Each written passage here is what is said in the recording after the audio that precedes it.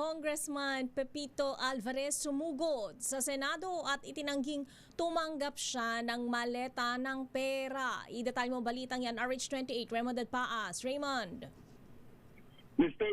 Mayor, sumugod sa Senado si Palawan Congressman Jose Pepito Alvarez matapos marinig ang pangalan sa hearing na isinagawa ng grupo nila Senador Alan Peter Cayetano at Senador Dante Marcoleta hinggil sa flood control scandal. Dumiretso ito sa news conference na Cayetano at Marcoleta sa Senate plenary dahil nakaalis na ang mga ex-Marines. Pinagbigyan siyang magsalita at kanyang itinanggi na tumanggap ito ng maleta ng pera mula kay dating Congressman Saldico. Inamin ito na kaibigan niya si Ko, ngunit wala silang transaksyon. Wala siyang utang sa kanya at wala din utang sa kanya si Ko. Sabi ni Alvarez, kailangan niyang magsalita dahil kawawa naman ang pamilya niyang madadamay sa akusasyon at baka hanapin sa kanya ang maleta. Hindi umano niya sinasabi na hindi totoo ang pahayag ng mga dating sundalo, ngunit sa kanya ay wala siyang tinanggap na maleta ng pera. Narito si Congressman Pepito Alvarez. I vehemently deny that meron po akong natanggap. Wala akong utang si Saldico sa akin. Wala din akong utang sa kanya. At wala kaming transaksyon na maaari ko siyang bigyan o maaari niya ako bigyan ng pera. Umalis na si Atty. Rondain. Nausap ko siya noong isang araw. Pakiusap ko sa kanya, kumuha ka lang ng isang note kay Saldi, kung makausap mo siya, na wala si Saldi pera lang malita sa akin. Yan lang po, hindi ko sinasabi na hindi totoo yung mga sinasabi ng mga Marines, no? Ang akin lang na ako, wala akong tinanggap personally for me.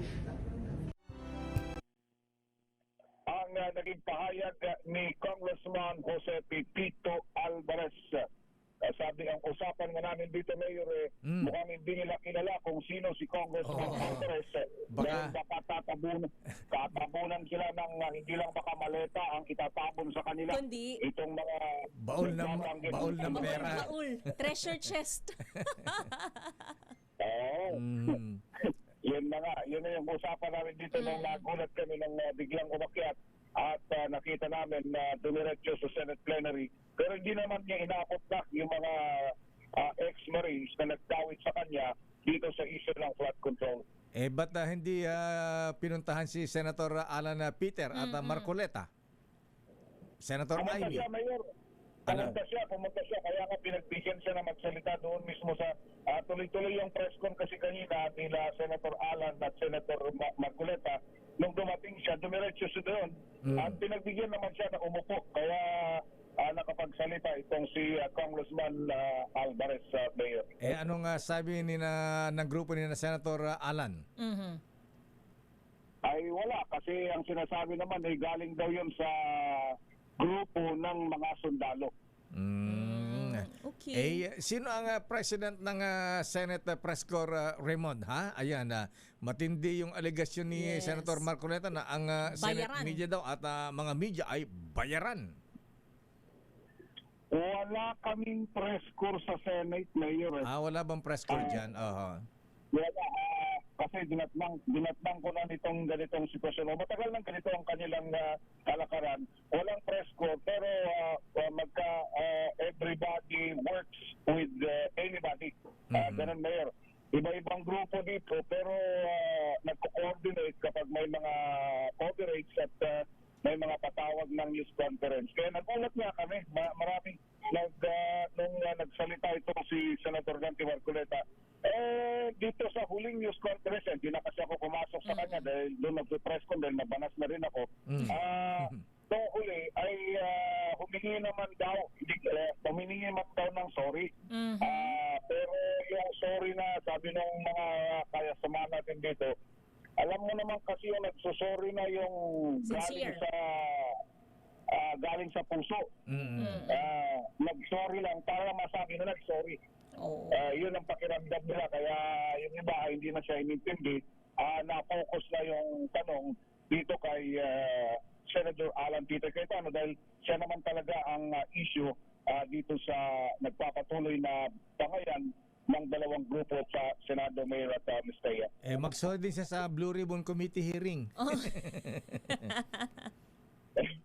alam mo yung gano'n nga, no, minsan, ano na to, yung bang, may pare-pareho sila ng sentimiento itong grupong ito. Pero yung isang senador ayaw mapulyawan. Yung isa dapat pumustahin lagi. Ito naman isa, dapat yung sasabihin daw niya, yun lang ang isusulat mo. Pag hindi, bayaran ka. Yung gano'n, isa lang, ano? Pero gano'n silang pare-pareho ng linya. Kaya kung minsan hindi rin, marami din nababalas sa kanila. Dahil nga dito sa mga kaya nun, nag-akusa ng sweeping statement tapos sa huli, kunyari nag-sorry. Paano na yun, yung nakarinig nung una, hindi naman narinig na nag-sorry siya. Ayan, wala bang balak sa bagay, Public apology wala kasing statement. pinangalanan. Dapat sabi nga anong presidente ng National Press Club kanina, ayan, si Boying, Oo. dapat name names, ayan, kung sino. Pangalanan na lang kung sino ba yung nakatanggap na yan. Ayun ang problema dito ngayon. Kasi in fairness kay SP o kay Senator Alan, kinwalify naman ako minsan kasi kailangan linawin dahil merong mainstream media, may social media, may PR pa. Sino doon? Yun yung sinasabi niya. Pero madiin kasi yung pakayag mayor at saka Mr. na sinabi niya na mainstream. Talagang doon sa statement niya, talagang madiin yung pagkakabanggit. Marami talagang sumama ang loob sa kanya dito sa nangyaring hearing na iba ang tingin ng kabilang grupo. Ang tawag na ni Tito Sen o Senator Tito Soto ay bogus na hearing.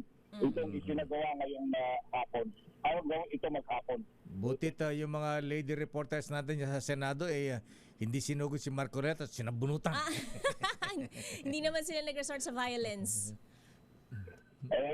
Kung minsan mahirap may mga kanya-kanya expression mayor alam mo naman yung mga kanya-kanyang reaction, lalo na yung mga medyo matatagal na dito na nagko-cover, first time nilang marinig yung mga ganitong klase ng akusasyon na very sweeping, wala man lang bahid ng ebidensya na ipinakita.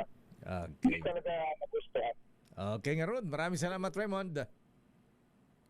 Ito si RH28, Raymond Advance para sa DTRH, una sa Pilipinas, una sa Pilipino.